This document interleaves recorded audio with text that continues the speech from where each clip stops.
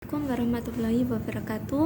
Perkenalkan, kami dari kelompok 4 yang beranggotakan saya, Sartika Noviana Misbahul Hasanah, dan juga Siti Samsiah, dan yang terakhir Lutfi Aziz Sanjaya. Di sini kami akan mempresentasikan makalah kami yang berjudul Hukum Perdata Islam di Tunisia. Memasuki pada pembahasan yang pertama, yaitu mengenai sejarah singkat dari negara Tunisia. Pada zaman kuno, Tunisia dihuni oleh suku Berber. Migrasi kaum Fenisia dimulai pada abad ke-12 sebelum Masehi oleh Karthet, sebuah saingan Yunani yang hampir saja dihancurkan oleh Romawi pada Perang Phoenicia kedua.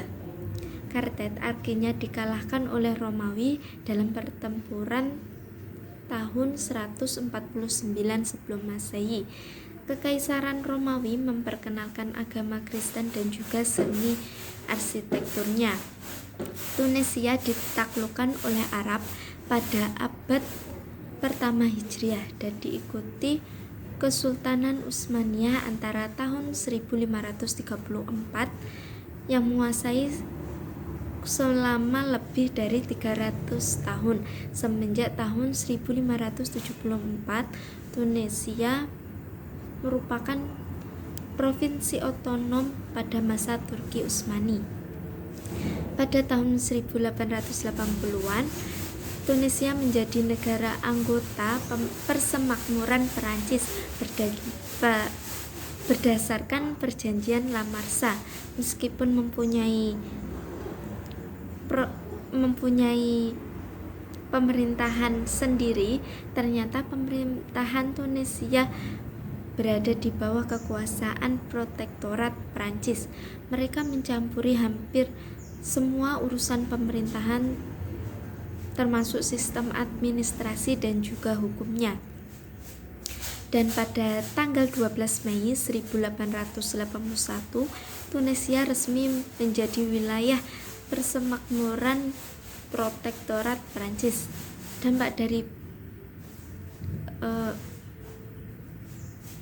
Dampak positif dari Tunisia berada di bawah protektorat Prancis ini yaitu kondisi sosial dan juga pendidikan mengalami kemajuan, sehingga dari reformasi pendidikan ini membakar semangat generasi muda Tunisia untuk menentang pemerintahan Prancis. Perjuangan menuju pembentukan negara Tunisia yang modern mulai digagas sejak awal abad 20.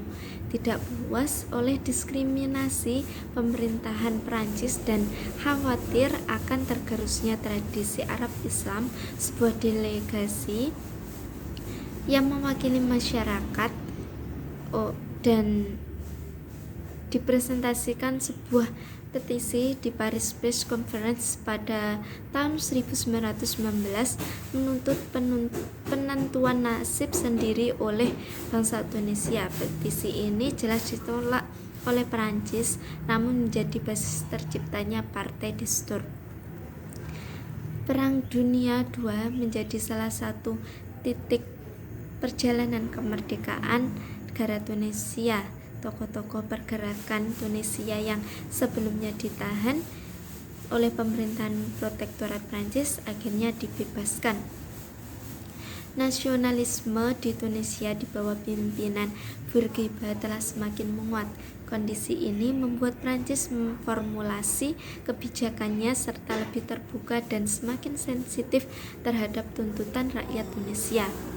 Posisi Perdana Menteri yang dipegang oleh Bourguiba kemudian berubah menjadi presiden seiring dengan penghapusan sistem monarki, dan Tunisia berubah menjadi negara republik pada tanggal 25 Juli 1957,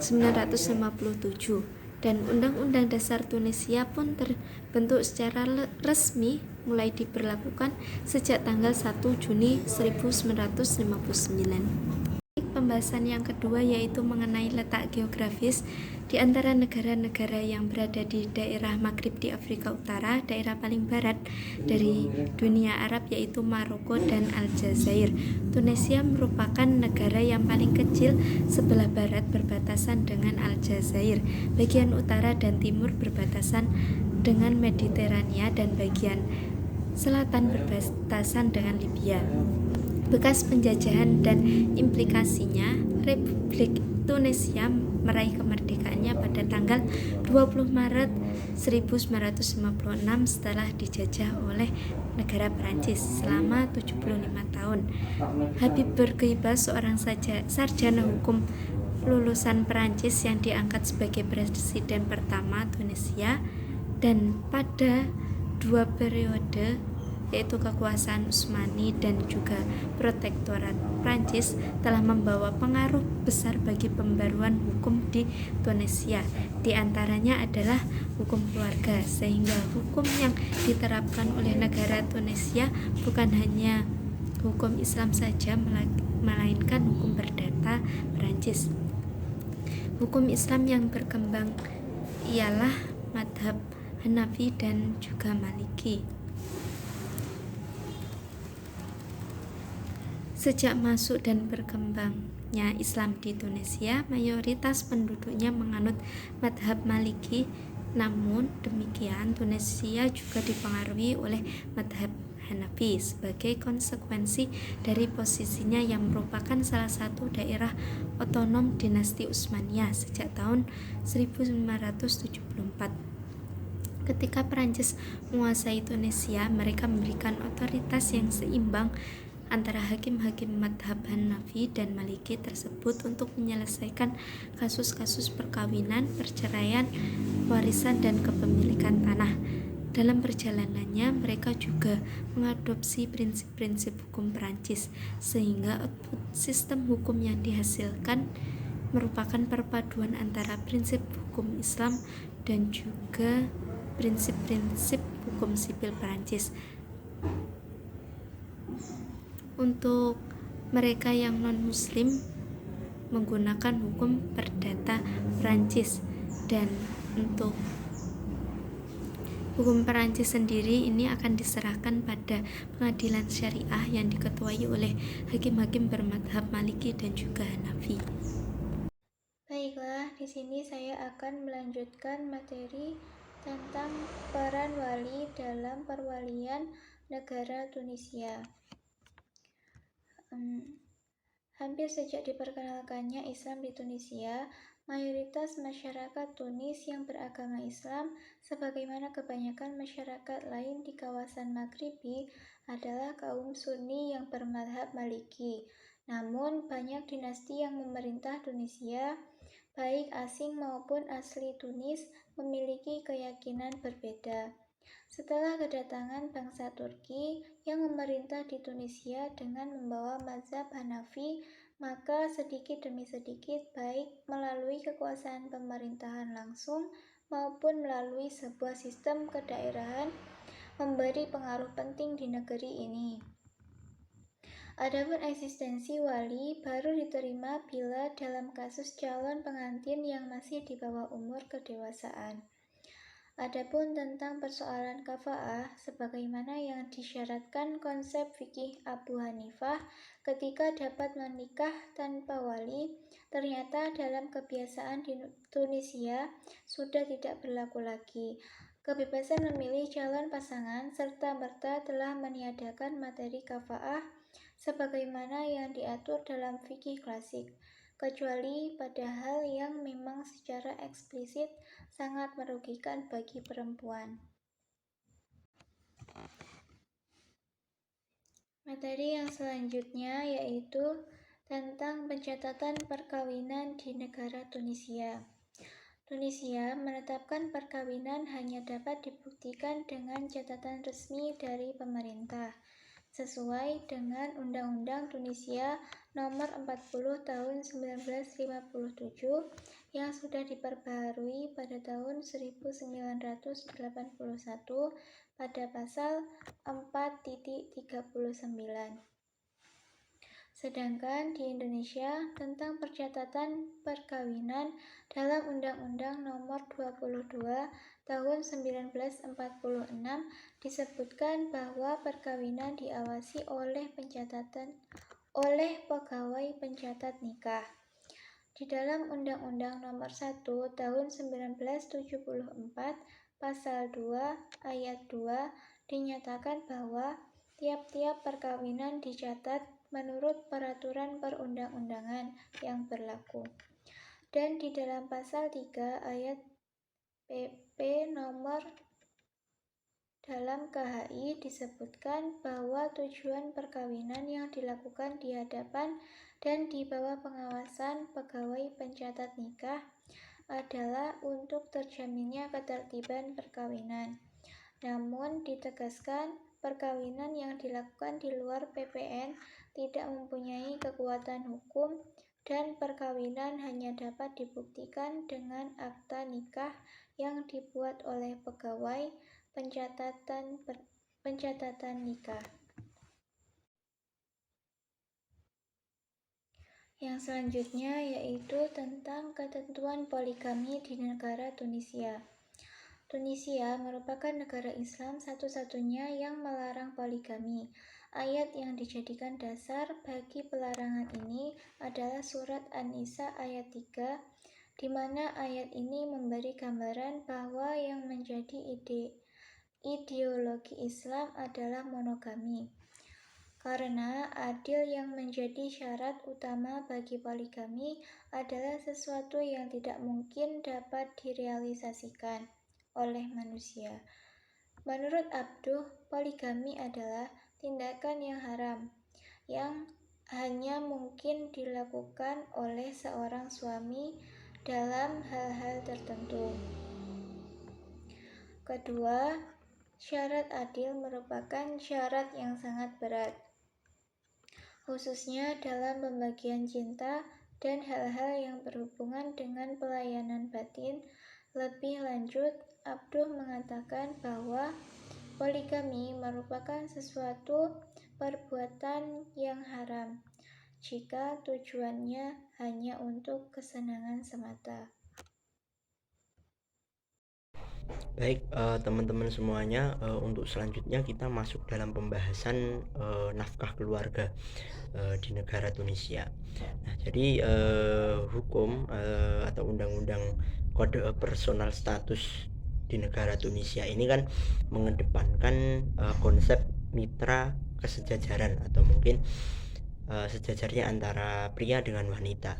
Nah, dalam hal nafkah keluarga ini yang diberikan tugas untuk atau diberi kewajiban untuk memberi nafkah itu tidak hanya suami, namun istri juga diberikan tugas untuk mencari nafkah, sebagaimana dalam pasal 23 CPST ini dijelaskan bahwasannya istri harus berpartisipasi dalam menafkahi keluarga jika ia memiliki harta. Nah, namun dalam undang-undang tersebut tidak atau bukan kewajiban total yang meniadakan peran suami. Nah, jadi tidak bisa ketika istri sudah bekerja, suami hanya nganggur atau mungkin tidak bekerja seperti itu. Jadi harus sama-sama mencari nafkah dan kewajiban utama mencari nafkah ini tetap dibebankan kepada suami seperti itu. Dan undang-undang tersebut, undang-undang terkait dengan nafkah keluarga ini juga merupakan upaya pemerintahan Habib Bourguiba untuk mensejajarkan antara pria dengan wanita, karena sebelum-sebelumnya wanita itu terkekang, kemudian sangat minim dalam hal aktivitas di luar rumah. Dengan undang-undang ini mulai ada kesejajaran antara pria dengan wanita. Untuk selanjutnya, kewajiban suami pasca perceraian atau hak mut'ah istri. Dalam pasal 31 ayat 1 ini Undang-Undang Hukum Keluarga Tunisia Amandemen 1981 dijelaskan bahwasannya pihak yang dirugikan akibat perceraian, maka pihak tersebut mendapat ganti rugi atas penderitaannya. Nah, kemudian dalam pasal 31 ayat 2 itu dijelaskan bahwasannya jika istri mendapatkan ganti rugi berupa uang, maka akan dibayarkan setelah habis masa iddahnya. Nah, jadi ketika dua pasangan suami istri ini bercerai, pihak yang mungkin mendapatkan kerugian secara materi itu bisa menyampaikan alasan atas penderitaannya untuk kemudian dia mendapatkan suatu ganti rugi berupa uang atau mungkin dalam bentuk kepemilikan rumah yang ditempati, seperti itu. Nah, kemudian apabila si suami tersebut meninggal sebelum memberikan ganti rugi tersebut, maka dibebankan kepada ahli warisnya. Dan apabila ahli waris menolak atau tidak mau memberikan hak ganti rugi tersebut, maka pengadilan atau dibawa ke pengadilan untuk memutuskan perkara tersebut. Nah, dalam hal ini, dalam hal hak mut'ah istri ini, menurut undang-undang Tunisia, suami yang menghindar dari kewajiban memberi nafkah atau kompensasi selama 1 bulan dapat dikenakan hukuman penjara 3 hingga 12 bulan atau denda antara 100 hingga 1000 dinar. Jadi dalam permasalahan hak mut'ah istri ini diberlakukan juga hukum pidana dan denda tersebut. Kemudian pembahasan selanjutnya pembagian waris. Untuk masalah waris ini di negara Tunisia hanya mengkodifikasikan hukum-hukum dari madhab Maliki, namun ada juga beberapa yang mengambil ketentuan-ketentuan hukum dari madhab lain. Sebagaimana contoh dalam pasal 143 bahwasannya anak perempuan dan anaknya dapat menerima asobah dari warisan walaupun ada ahli waris lain dari pihak laki-laki seperti saudara laki-laki dan paman. Itu. Kemudian dalam pembahasan wakaf ini, walaupun dalam hal hukum keluarga, progresivitas Tunisia ini sangat luar biasa, mengedepankan kesetaraan antara pria dan wanita, namun dalam hal ekonomi Islam, salah satunya wakaf ini termasuk buruk. Pengelolaan wakaf di Tunisia ini buruk. Bahkan Tunisia saat ini belum memiliki lembaga dan undang-undang yang mengatur tentang wakaf. Jadi selama kepemimpinan pemerintah Habib Bourguiba ini, lembaga dan undang-undang wakaf ini dicabut karena kan Habib Bourguiba ini sosok pemimpin atau tokoh pemimpin sekuler di negara Tunisia. Jadi kepentingan politik Habib Bourguiba ini untuk mengurangi peran dari para ulama dan rohaniawan di negara Tunisia, karena kan wakaf-wakaf di Tunisia sebelum kepemimpinan Habib Bourguiba ini digunakan untuk menghidupi rohaniawan, para ahli agama, ulama dan lain sebagainya tersebut. Nah, setelah masa kepemimpinan Habib Bourguiba ini, wakaf tersebut ditarik oleh negara dan tidak lagi untuk menghidupi para ahli agama, para ulama dan lain sebagainya. Nah, sebenarnya di Tunisia ini sudah pernah diagendakan rancangan undang-undang tentang wakaf, lembaga wakaf. Namun sampai saat ini belum terrealisasi karena mungkin ada hambatan ataupun halangan dalam hal politik dan lain sebagainya itu. Baik, mungkin demikian penjelasan dari kelompok kami terkait dengan hukum perdata Islam di Tunisia. Apabila ada yang ditanyakan, silakan teman-teman semuanya bertanya via Google Classroom. Dan apabila dari penyampaian kami ada banyak kesalahan, kami mohon maaf yang sebesar-besarnya. Cukup sekian. Wallahul muwaffiq ila aqwamit thoriq. Wassalamualaikum warahmatullahi wabarakatuh.